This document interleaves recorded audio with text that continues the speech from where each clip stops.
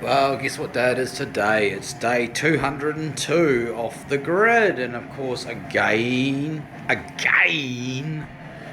at MavTech doing some more work on the radio stuff. I bet you're getting sick of this now. It was all solar, solar, solar. Now it's all radio, radio, radio, you know?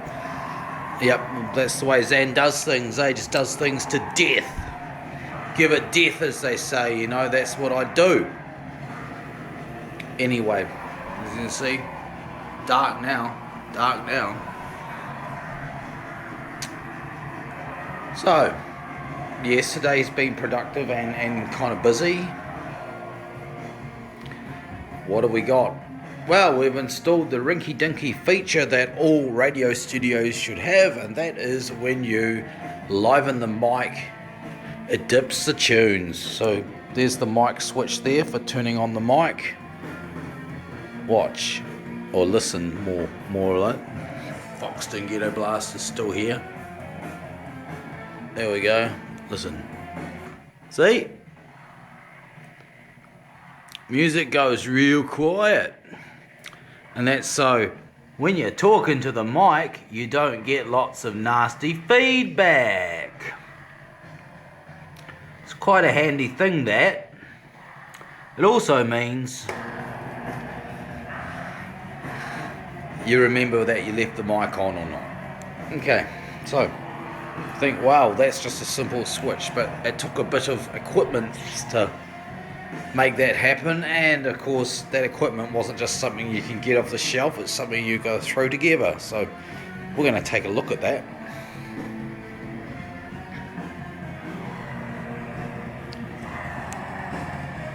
And here it is, right here. This was already assembled on this frame, so this relay was already mounted, and even was this terminal block here. In fact, there was another one there too, and it was already put together for a very similar purpose on picking, but of course not wired in the way that I wanted it to be for our purposes. So what I've done here is, of course, done that. I've used those resistors which I found the other day. So it's simply wired that the speaker lines come out the back of the amp through these wires, go in there, and they come out there to the speakers. Now when this relay is unenergized, the contacts are actually closed, so they're normally closed contacts, and that effectively just shorts out these resistors and full power goes to the speaker, so it's normal. When you liven the relay, of course, the contacts open and the power now has to take a longer path through these resistors, which drops the volume down. How much depends on how loud you've got the amp wound up and what exact speakers you're running, but since most sort of hi-fi stereo speakers are about 6 to 8 ohms and these are 40 ohms, well, it drops it down quite a lot. This point here, this brown wire, is the 12 volts in that runs the relay. This here is where the switch, this is this wire that goes to the switch in the desk, so that this controls it. So obviously one side's 12 volts and the other side's part of the relay coil, you know. The other side, of course, is grounded.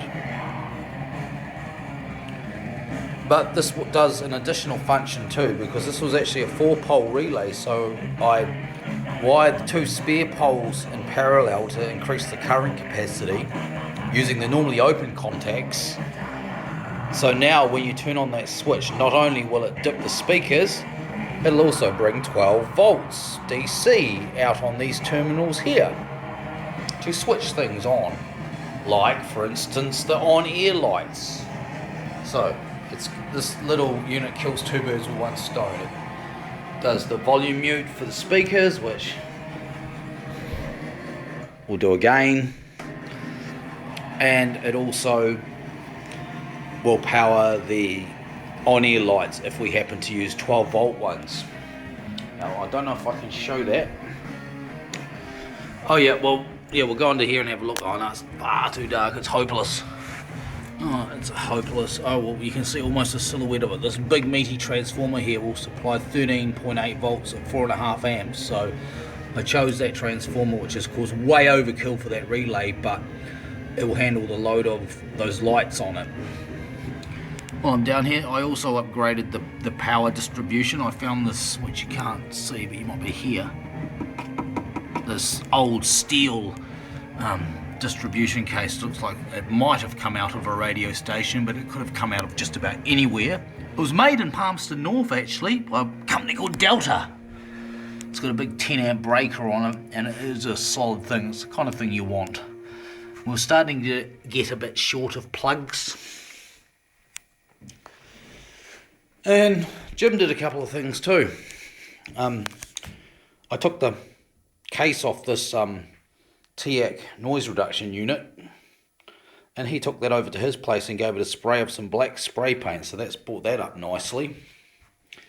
And I also said to him, hey, maybe you want to make a case for our VU meter here, because it was just sitting here naked, you know, with all the connections exposed at the back. And well, he came up with this.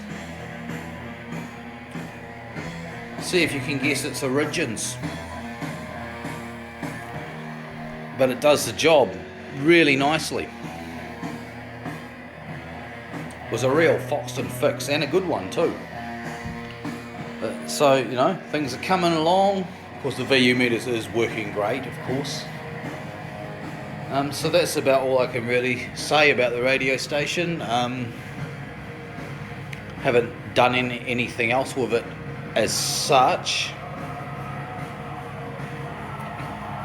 So yeah, I mean, I don't know what to say. Oh, well, I went out to Foxton earlier. I got a load of firewood, got another load of fairly good stuff, and yeah, and it's about probably just going on 6 now, and I'm going to make my way back to Shannon, where no doubt I will have to run the generator tonight. Like last time I was here, I thought I might go back and run the Jenny. Well, it turned out I didn't have to, but tonight I think it'll be mandatory. So there we have it. That is day 202 off the grid, and another 7-minute video. Of course, I've been playing a bit of Beltane on this disc that I have in this silo here. So these were back from sort of 2006 era. Some of those discs I made in 2004. They were for a while in the car, in the old car. I just dug them out. Yeah, why do I always play Beltane when I'm doing this? Why not play something else? Well, simple. This will be on YouTube, which you are watching it on YouTube, otherwise you wouldn't be watching it. And of course, to avoid all possibilities of being flagged for audio copyright, then why not use my own music? It cannot possibly be then copyrighted, can it, against me? So there we have it. But if it did ever get flagged, something of course would be severely wrong. And now I've made this video 8 minutes. 8 minutes long. Anyway, I better go now. So, see you later.